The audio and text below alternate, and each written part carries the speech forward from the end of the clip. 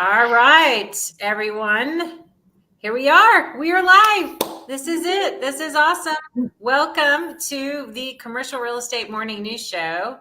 And I have with me today some very cool people, are in the house. And we're going to be talking through all things commercial real estate, which I'm so excited about. And first off, we're going to get started with John Rogers. So, before we do that, let's introduce everybody who's going to be on my show today. So I will get started with, go ahead, John. You go first. Introduce yourself. Good morning, Amy, and thanks for inviting me to the show. John Rogers. I'm the Chief Data and Analytics Officer for CoreLogic. So we're a data analytics and software company for all property professionals globally. Very awesome. Very, very cool. And Deanie Taylor. I'm CEO of Landmark Healthcare Properties, a privately held outpatient medical development company of medical buildings across the country. Very cool. And Tony, welcome to the show, Tony. Thank you. Tony Gallo, Managing Partner for Sapphire Risk Advisor Group. And we are in the security high risk retail business, and we focus primarily in the cannabis industry. Very cool. And Paul Sheedy, I've got a Scotsman and an Irishman on the same call. I don't know what we're going to do about this, but hey, Paul. You're so culturally diverse. It's incredible. I'm actually calling you from Hong Kong today. So I'm in Times Square, Hong Kong. Oh, very cool. That is awesome. Wow. Where it's very interesting. I've just spent a week in China, and I'm here now. So I'm Paul, as you know, from Unified Occupancy Technology, Sustainability, and Safety. Very cool. That's great. All right.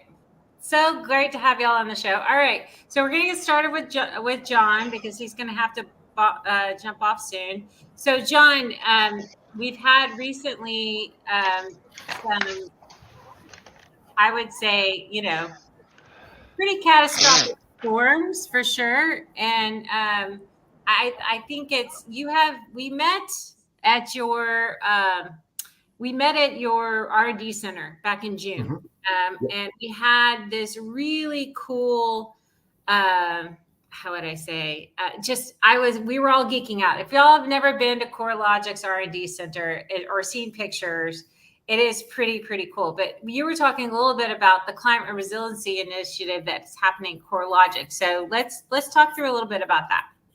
Yeah, sure, Amy. And I'm glad you enjoyed that visit to CoreLogic's R&D facility. So just a little bit of background, just for the audience. So CoreLogic, as part of our solutions, we provide risk mitigation and recovery restoration solutions to the housing industry. Well, what does that really mean? So we can understand exposure, impact, and response requirements to federal agencies and insurers in the event of a major hazard like a wildfire, a hurricane, winter storms, and so forth.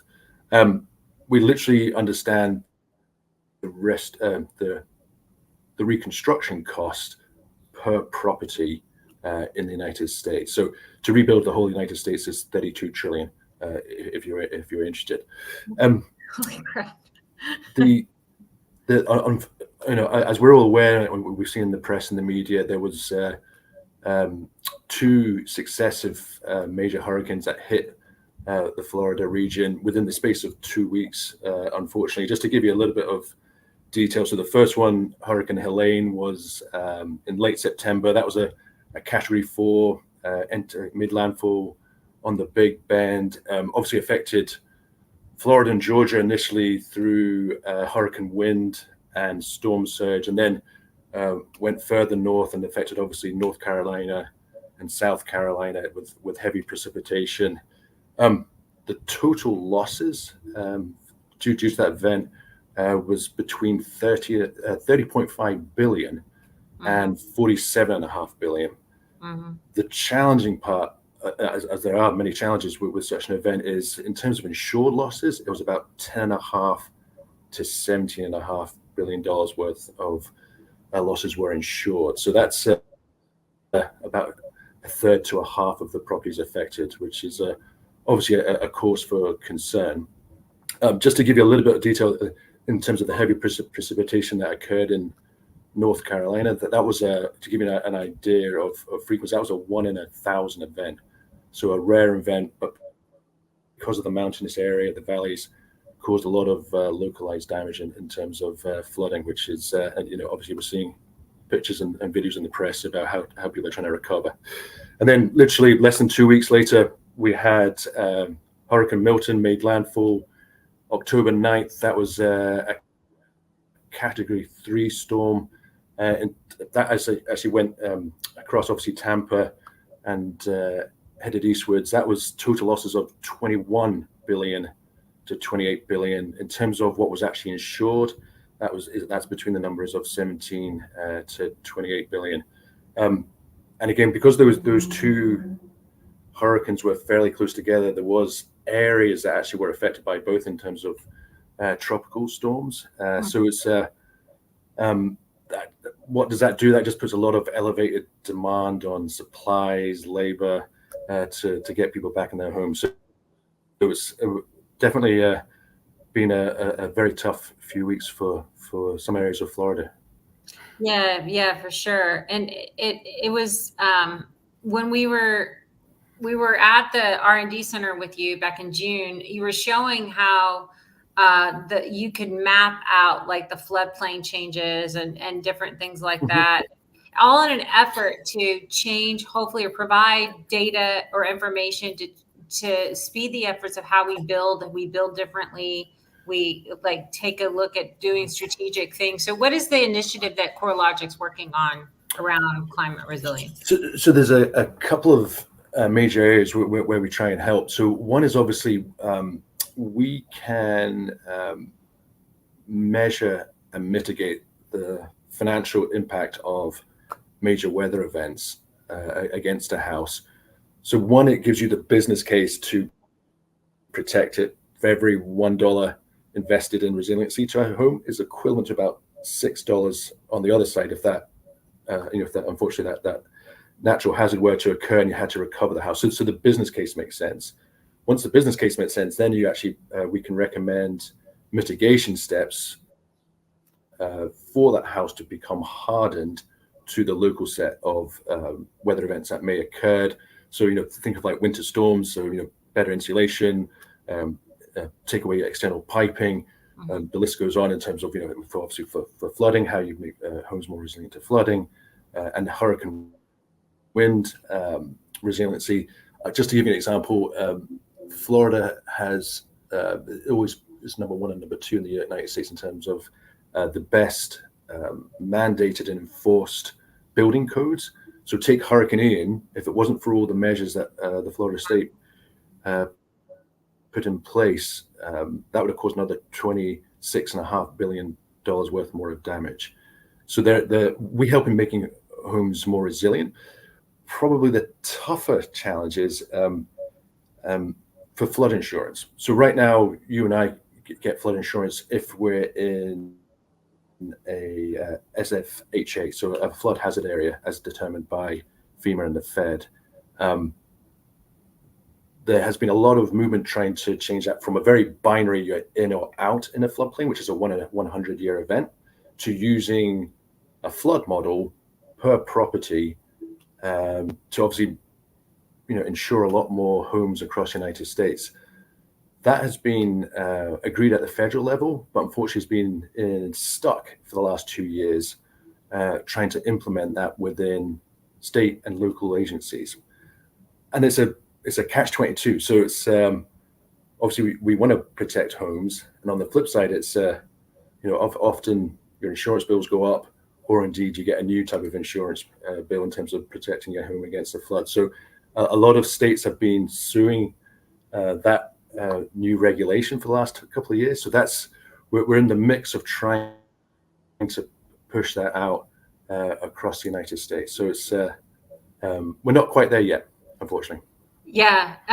Talk about the data that you're gathering. How does it help on the commercial real estate side? Obviously, the zones wherever you're gathering and you're understanding flood and flood risk and all those other different things. It doesn't matter what kind of real estate's built there, right? I mean, No, yeah, we cover residential, commercial, agricultural. Yeah. So those figures, excuse me, those figures that I was providing in terms of the impact losses for Helena Milton, that included all property types from insurance and commercial. So we help lenders look at their real estate, their actual commercial real estate in terms of branches, retailers in terms of distribution centers, warehouses, where to build in safe areas in the United States. If you are in a high risk area, how to make that building more resilient to the pertinent peril that might affect it. So we do a lot of work across the gambit. I think that it's obviously these hurricanes, obviously awful events, and contextually, if you look at the whole United States, about 9% of the housing stock is at very high risk. Obviously, we always want to reduce that number, but it's not like it's everywhere in the United States is at very high risk. So that's equivalent to about $2.9 trillion in terms of reconstruction cost if all those events were to occur. Interesting. But yeah, so it's everybody wants to have a beach house. But it puts you in a floodplain and it puts you at risk for a hurricane. So, just FYI. Everyone does want a beautiful beach house, me included as well, Amy. I wish I could. I know for sure. While you're still on, I love that Deanie to chime in because Deanie has been in the healthcare and medical industry for a long time. Then Deanie, you'll have to unmute, but we talk about the response. I mean, how is the healthcare industry responding to some of these more like storm prone areas? What is there any sort of, I'm sure there is. I mean, they're smart people in the world. So it's more of a reaction. I can't say that we've really advanced at all the construction of outpatient medical buildings and hospitals necessarily for protection. I think there was a lot of press around Tampa General and how they developed a wall to put around it when the hurricane was coming there. Again, but it just represents we're a reactive type asset class. We don't really prepare. If you thought about, first of all, I don't know many outpatient medical buildings that are on a beach, so we don't have to worry too much there. But what we do have to worry about is the flooding and wind damage. And the medical side has gotten really good about having the resources to come in after, because to shut down medical practices is just like any other business, but it's very difficult. And the other is the other big effect on medical is the issues of power. And what happens when power goes out, regardless if there's damage or not from flooding and wind, because that cancels everything, because it's, everybody reverts back to generators and you have to have limited use if you're on generator power. So the biggest impact probably is trying to deal with alternate power sources when these events occur. Yeah, I remember because I've been around a little bit, and it was Hurricane Harvey, or it was some hurricane. And there was a story about how the hospitals had their generators in the basement and it flooded. And then they had no power to the hospital, and it caused catastrophic damage to patients and different things like that. And it was like, I guess we didn't think that one through. I don't know. Was it Harvey? I think it was Harvey, right?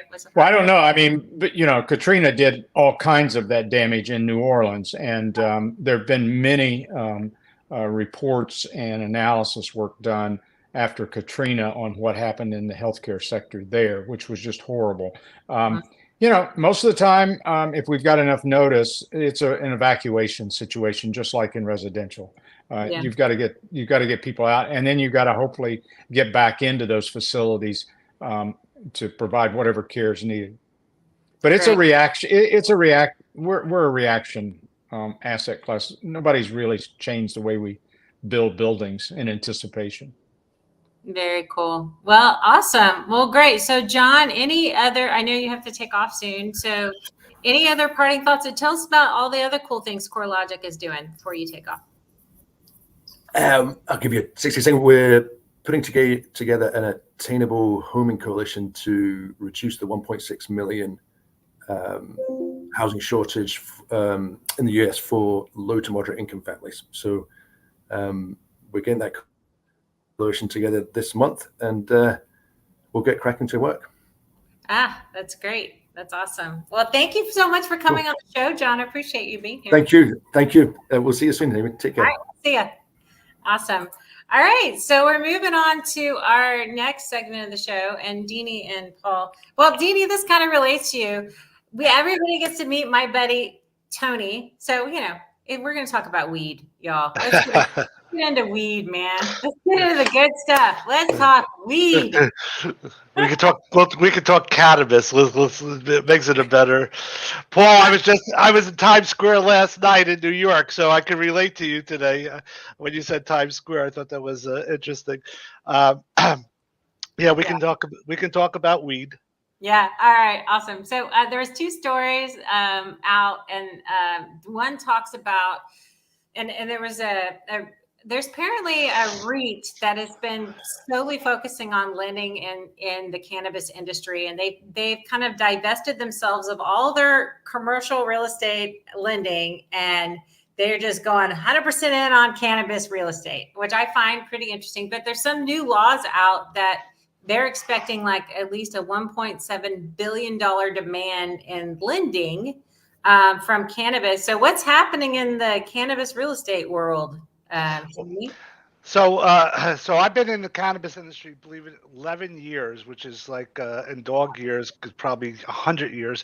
And 11 years ago, it was a very restricted market. Very more of an entrepreneur investing into real estate. A lot of property had to be purchased, could not be leased, really, and a lot of just the basics, and we've seen that morph over the last 11 years to where more banks are now accepting cannabis transactions. We still have a lot of restrictions, still considered a Schedule I drug, which prohibits a lot of banks or real estate companies getting on. But what we are seeing is some larger investment firms coming into play, or larger money firms buying property or leasing property from the owners, and then in turn flipping that. And there's you get a new market. A new market would be Kentucky, Delaware, Minnesota this year. And there are companies out there right now that are leasing multiple properties, or putting under contract multiple properties, and then moving them over to the cannabis owner. So that has changed a lot over those last 11 years. So I remember when we sat and chatted one time about, obviously the license, it's very restricted. You have to get a license in order to do it. And they only offer so many a year, and they're like gold if you get one, because you basically can monopolize. It just creates a little monopoly in your area, right? Because you can't, but it's funny. I kind of liken it back to our days back in the pawn business, right? It was like the same, it was similar, right? You had a certain restricted market you had to stay in. It was very, it's interesting. So has that changed at all, or is that still the same as far Pretty much the same. Some states have a little bit more leniency. Some give out more. A lot of city council decisions are made. So if you want to go into a particular town, you really have to present to the city to get what's called a city resolution letter to give them approval. So the city, sometimes the state doesn't want to deal with the real estate end of it, or the businesses opening So they'll say, as long as you get a city approval, you can then apply to the state and get that license, which then pushes it back to the city. So there might be restricted. You might go to one city and they'll give out 4 city resolutions, 4 approvals. You may go to another one that might give out 15 or 20 of them. So it really depends a lot on the city, more so you would think than the state. So far going, in this day and age right now. So I find that interesting because, if you're not wanted, and, we do high risk businesses. So as you know, Amy, we do pawn, we do liquor, we do convenience stores, we do firearm stores, we do jewelry. And in a lot of ways, it kind of all meshes together. There's only so many pawn shops as a city wants, or there's only so many liquor stores, or so many convenience stores, or so many firearm stores. So it is very similar when it comes to that. That's funny. You're hanging out with some interesting people, Tony. You went from one stepchild business to another stepchild business. That's what it is. All right. So for those of y'all, back in the day, I was a general contractor, and I used to build Easy Pawn stores. And Tony was there. That's how we met, way back in the day. So right. It was great, and I remember all the fun stories and all the fun things we had to do. Approvals with some cities. It was crazy town. So if you look at the cannabis kind of industry going forward, or any of these, you have all your sin businesses that you're supporting. I'm just kidding. What are you seeing from especially on the cannabis side, this whole industry? Does it just become commonplace? And does it do more and more people? Is it not an evil anymore? You can convince somebody in Texas to do this. I don't know, with the Baptist convention, I doubt it. But does it become more prevalent, you think? I think it'll always be an evil, but I also think so is pawn and liquor and firearms and tobacco are always going to stay in that evil category. So I think it'll always have the challenges. What I see the industry morphing into is becoming a real high risk retail business. I look at now having watched this for 11 years, there are companies that have been very successful and there are companies that have failed. I think a lot of it has to do with the management and how they run it. Location is the king still in the cannabis industry. I find that locations on border, in towns on the border of another state that doesn't have legalized cannabis do crazy amount of business. If you look at, you said my state of Texas is a very restrictive cannabis industry. If you go to exit 1 in Oklahoma, New Mexico, and Louisiana, you'll see a casino, and a cannabis store. Yeah, exactly. It's where all the Texans go to gamble and get high. So I do see, a location being the key, but I think that you're going to see it's here to stay. They're not going to. I think there's 44 states that have some form of cannabis laws on the books, and I think the remaining will have it by the end of next year. So I think it's here to stay. I think it really comes down to now is managing the property, finding the right location, and then finding the right manager, or to run, right owner to run that business. And I see that again, it's going to fall into that. Pawn has never been accepted. We live in Texas and we think of pawn, in one way. I just left New York City yesterday, and pawn is a whole different animal. Same thing. Same thing with firearms. Things of that nature. Yeah, for sure. Paul, you got weed stores over in the UK. Is it like a big thing or not a big thing? Or he's in London. We do not. And actually, I was in China for the whole of last week. I was in China. And actually, you know what happened just now? And tell me, Tony, if you can do this. I walked from Times Square here all the way back over into this cafe because I needed some more quiet. With my laptop open, would you walk through Times Square with your laptop in your hand? No, I don't think so. Probably not. This place is so safe. It's so safe. And you know what? There's no cannabis, but there's no drugs at all over here. And like getting out of your head and even drink is socially not acceptable. And you know what I love about this Hong Kong and China is I know 100% I can leave my hotel at 2 a.m. in the morning, so my office at 2 a.m. in the morning in Shanghai, walk back to my hotel, and no one is going to mug me in a million years. And That's I know you'd all weed, great weed and drugs, but you know what? You start on weed, you end up on heavier stuff and fentanyl and all the rest. And I often Yeah. say, living in a society with no crime is a great place to live in. But what I'm going to tell you about is property. And what I saw over here in China last week and what I've seen in Hong Kong this week. And actually, Hong Kong has been really badly affected. So the new buildings, the new high-rise buildings in Hong Kong, and let me tell you, my God, it is inundated. It's a most high-rise buildings than anywhere in the world, Hong Kong. And the new ones, I've been told, have about 10% occupancy rates. The normal ones that are here, the occupancy is down to 40, 50%.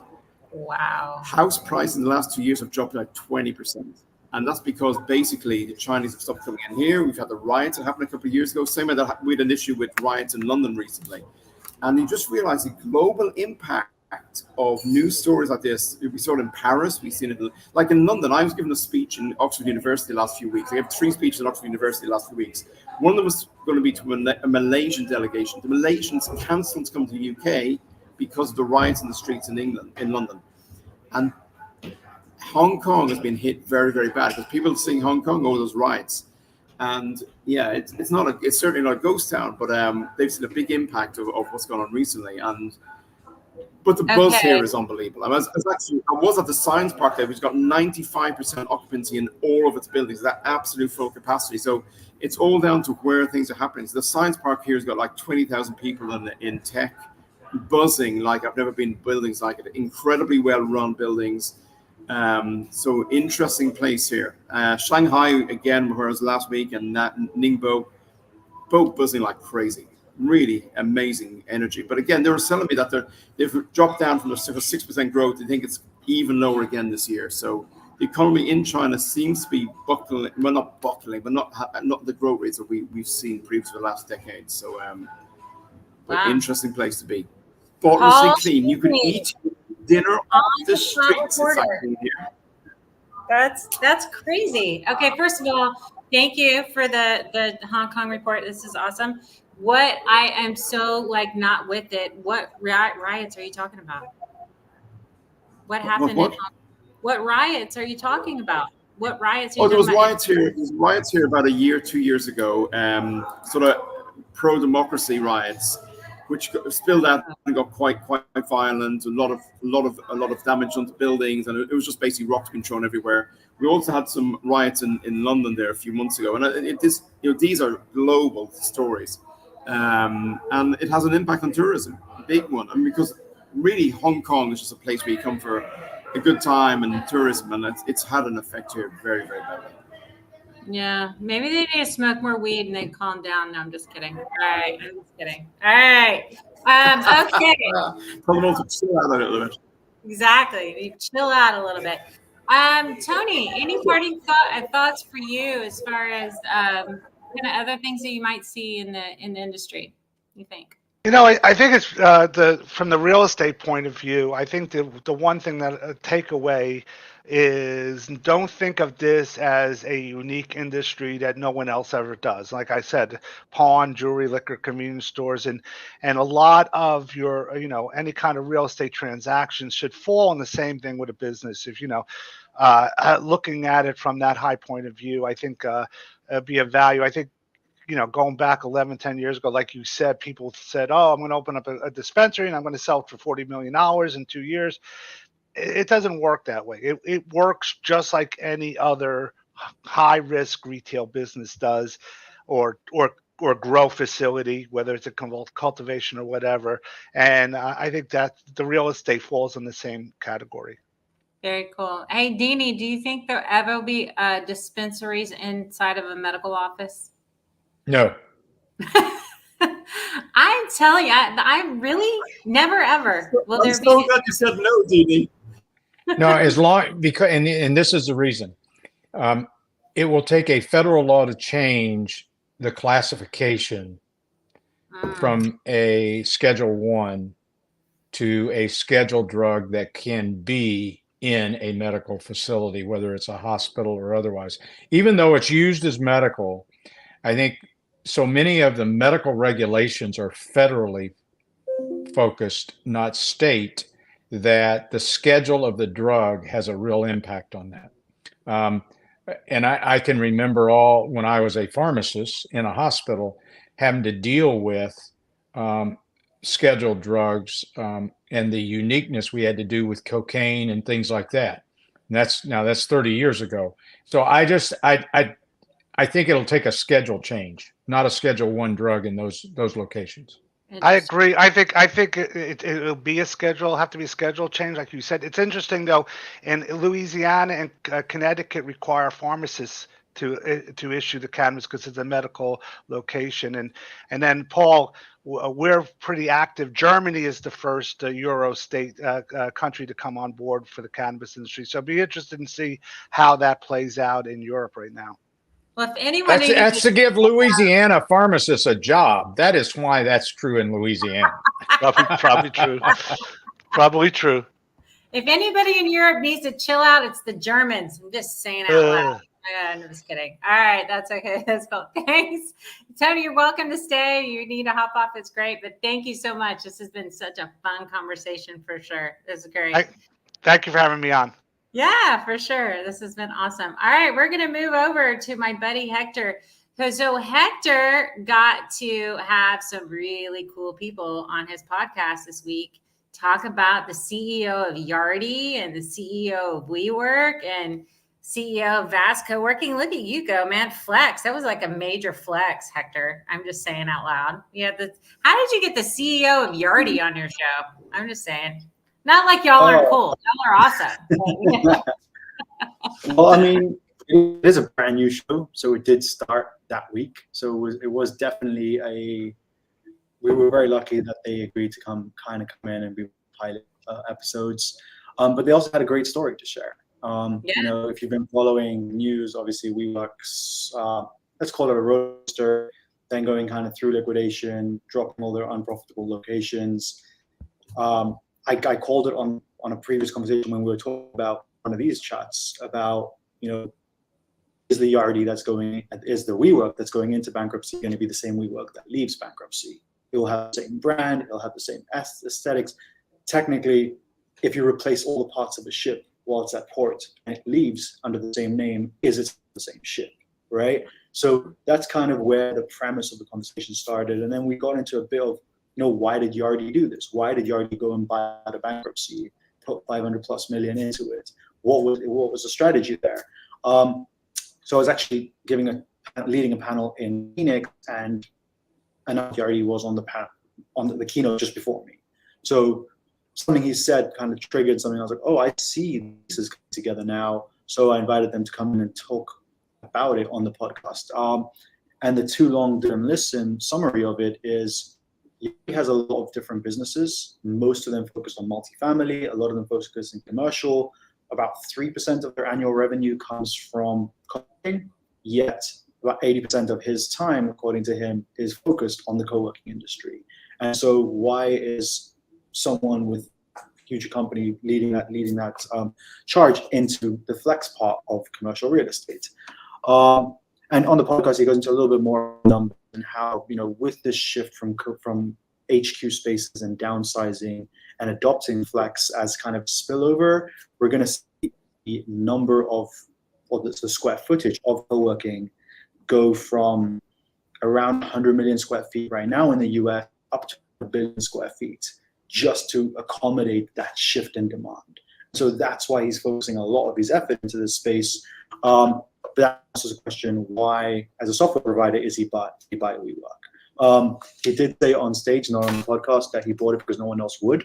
But that's neither here nor there. But what is actually interesting is WeWork has figured out, or is trying to figure out, how can they allow their enterprise customers to book spaces in cities where they don't have WeWork locations. And that's what this whole deal is about. Creating a affiliate network where WeWork picks partners in cities where they don't have locations, and then their enterprise customers can use those locations through the WeWork app without having to sign up for new contracts with additional spaces. So that is kind of the coming together. Now, obviously you can look at that as a WeWork vast partnership, but Yardi's piece in it is, how do we make this into One World Alliance, right? Multiple brands, each has their own app, each has their own experience, each has their own credit on file, each has their own loyalty points or whatever it is, but it doesn't matter which carrier you fly on, right? As long as you've got workspace, as long as your team can offer, and that's the pieces coming together. Obviously, they're not the only ones doing this, but it's always interesting seeing it kind of happen from one, I think 2 and 3 sized operators in our industry, right? There's Regis, IWG up at the top with 2,000, several thousand locations, and then you have WeWork, and then you have Yardi. So then you have Vast. So with 2 and 3 coming together, if we see more of the top 10 join this alliance, what does that mean? What does it look like? It's currently not reciprocal, so it's only WeWork customers into the Vast franchise network.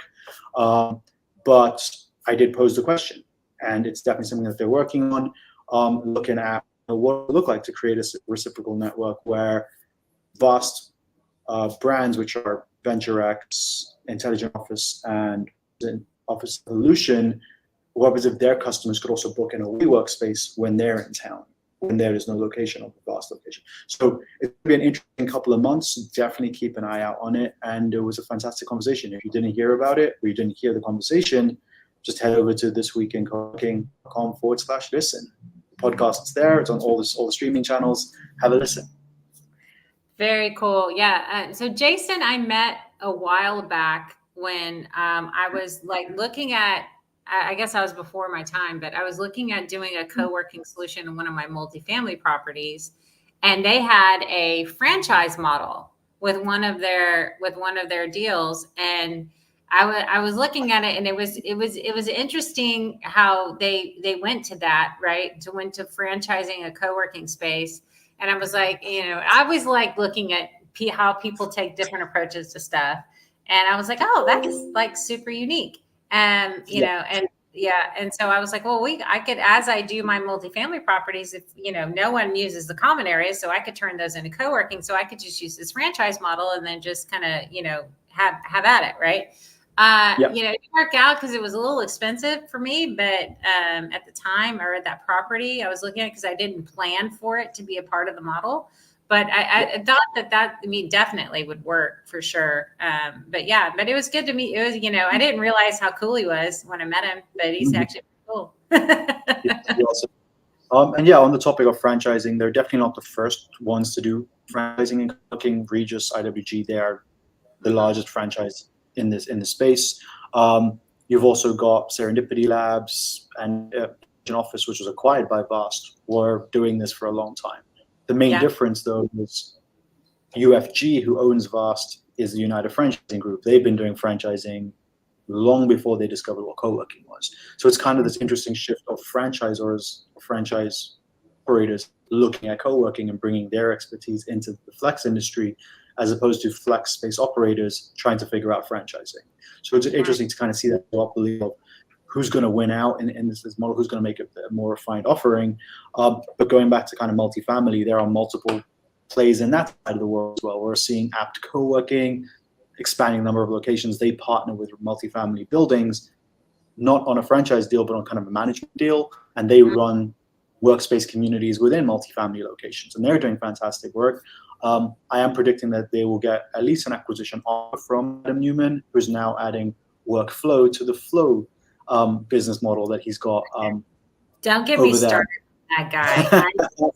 If I'm going to get on my high horse and just be like, I don't know why people like that guy. Like, I just like, it doesn't make any sense to me. And why did Andreessen Horowitz give him money for his multifamily business when he had never been in multifamily before? Okay, all right, y'all, you don't get me started.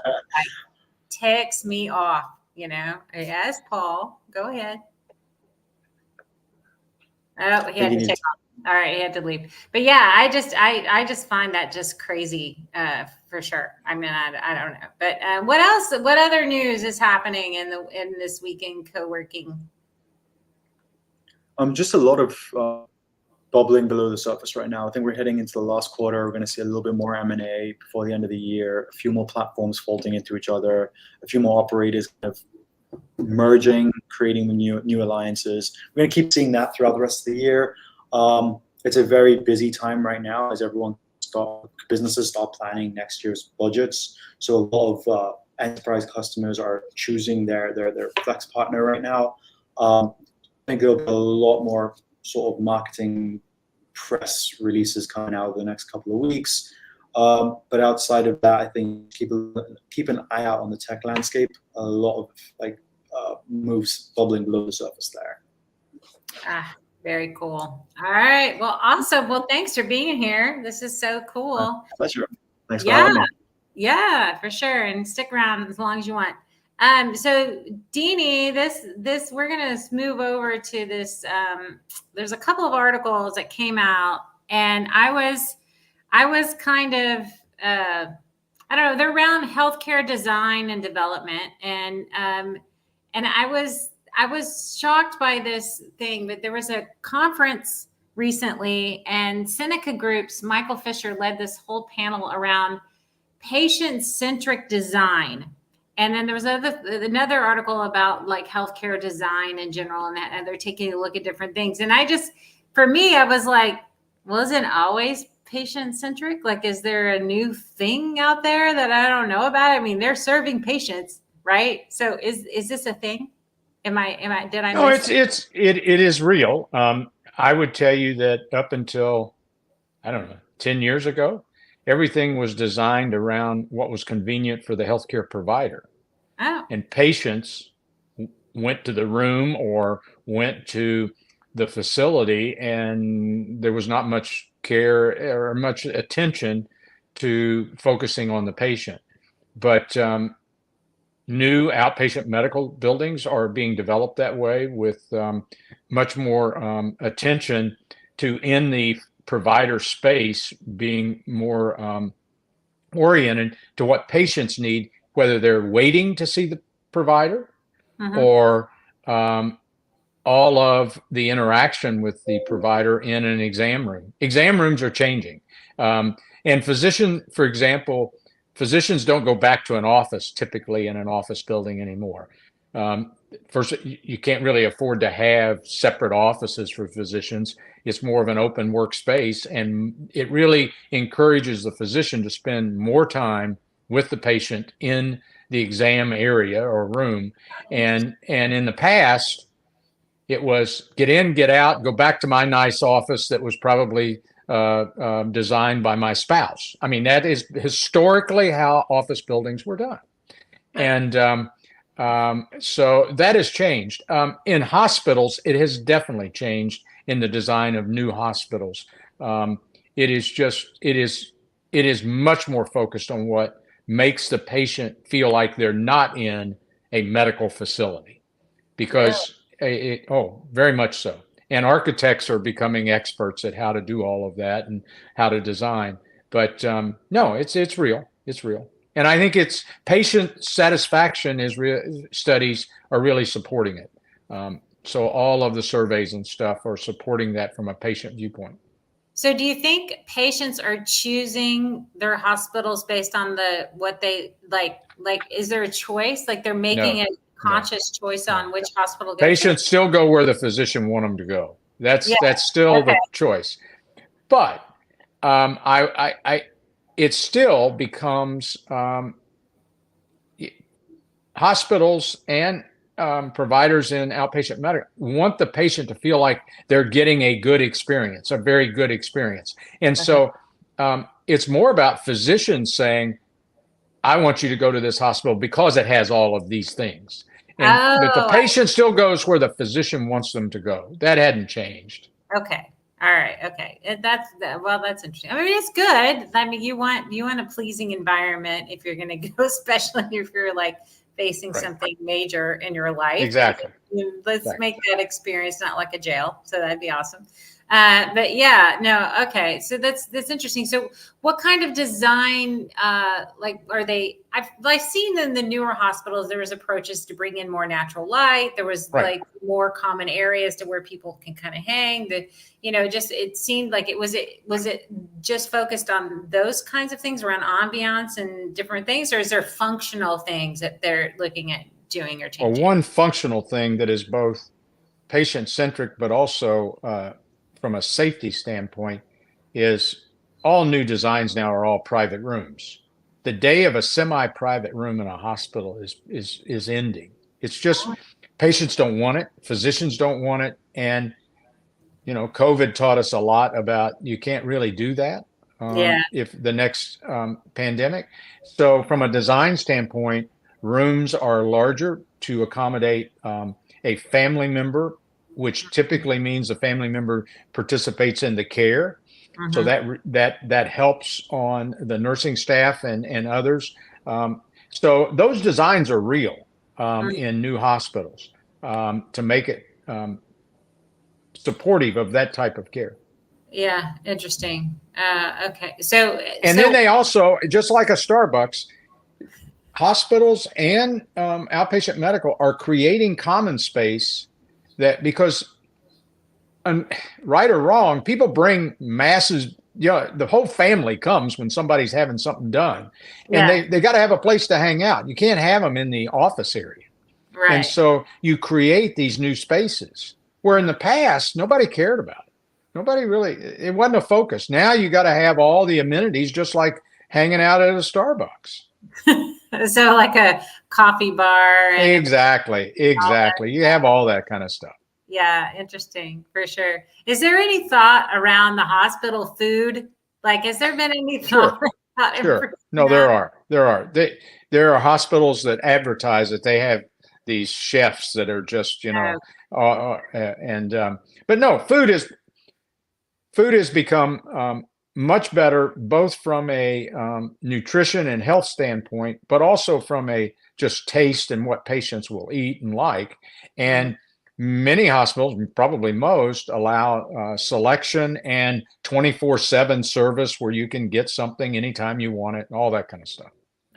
That's great. That's very cool. So, are you seeing from a medical office standpoint, is there, talk about, if we go back and do full circle, go back to where John started about understanding the housing needs and where housing's built, and is there a concerted effort on, at least from a municipal planning standpoint, let's not go make medical deserts. Let's not go build these subdivisions out here and there's no medical services to help them. Is there any concerted effort there as far as, kind of urban planning standpoint? Yes. Matter of fact, I will be at ULI in Vegas next week.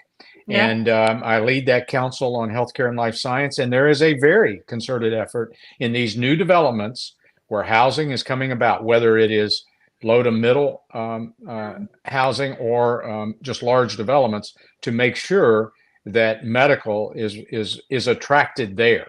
Now, and it's outpatient medical, because all of the technology is such that you can do a vast amount of care in these outpatient buildings. And I will tell you what is not being done, though, is encouraging the building of lots of hospitals. There's really no need for additional hospitals in many of these developments. It's more outpatient medical, providing surgery centers and all of cancer centers, things like that, away from the hospital area. Yeah, I mean, even to the point, well, this is maybe it's just me and it's anecdotal, but we don't have a primary care physician, right? Because we rarely get sick. And then when I do, I just go to like an urgent care center or something like that, right? And so I don't really have a doctor. Is that normal? Is that what's happening now, where people? Well, you have the real growth of these either clinics, urgent care clinics, or freestanding emergency departments, depending on if you have a higher level of need. But there's no need to have a large hospital in that situation. Right. If you need that care, they'll transport you or whatever. But so yes, that's and what's interesting, as we watch for Walgreens and CVS to close all these pharmacies, they found out that those urgent care clinics and those kind of things aren't really that attractive in those facilities. They tend to be more attractive either freestanding or in medical buildings, not necessarily inside the pharmacy. So it will continue to grow closer to the medical facilities not necessarily in a pharmacy or something like that. Yeah, I think it's going to be. Yeah, I just don't think anybody trusted Walgreens. No offense, but I to do their milk. I'm not going there. I'm not going to go. I'm going to go to Walgreens to get my mascara and my last minute milk I forgot, and then maybe pick up some drugs. But I'm not going to go there to see a doctor. Just like Right.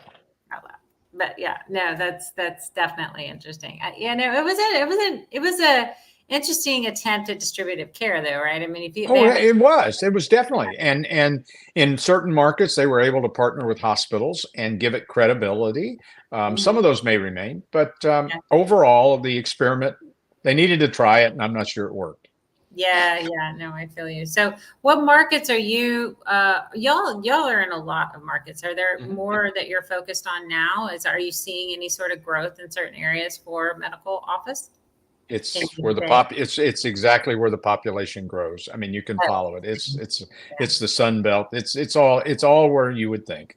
Yeah, same place. No unique spots or Right. anything like that. Okay. Right. All right. Very cool. Yeah. Well, You don't put a medical office building where there are no people. So, you know, up in North Dakota, there's not a lot of medical buildings.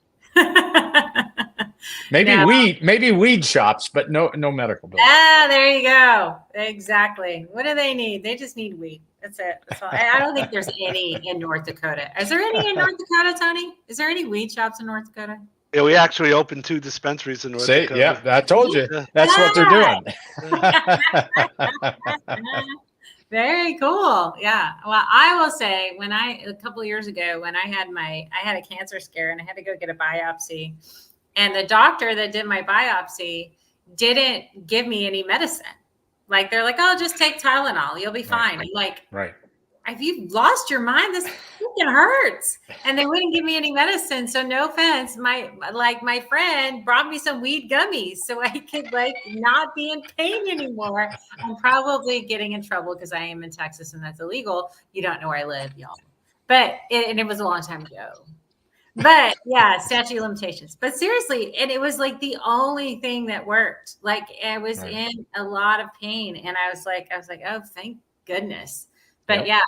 So there is some benefits to it from a pain perspective, for sure, and a lot of other ones. But no, for sure. Right. Well, this has been a super fun show, y'all. And look at that, we're done. We're done at the hour, and I love these shows. They're so much fun. We get to have cool people come in, even from like Hong Kong or wherever they're in the world. And so this is awesome. Well, thank you guys for coming on the show today. And we will talk to y'all next week. All right. We'll see you. Bye. Take care. Bye. See ya. So that's been our show for this week. So this is the Commercial Real Estate Morning News Show. Happens every week on Tuesdays. And I bring in really cool guests like that. And we talk through all sorts of great things in commercial real estate. And we have generally just a super fun time. So this has been a program of the U.S. PropTech Council. So if you are interested in the PropTech Council, please go to our website. It's proptechcouncil.com. We are the trade association for the real estate technology industry in the United States. And we are sponsored by Lerner and Associates and Facilimax. So those are some great companies that help the council every day. So thanks for seeing us and watching and whatever. And we'll see y'all soon. Have a good one.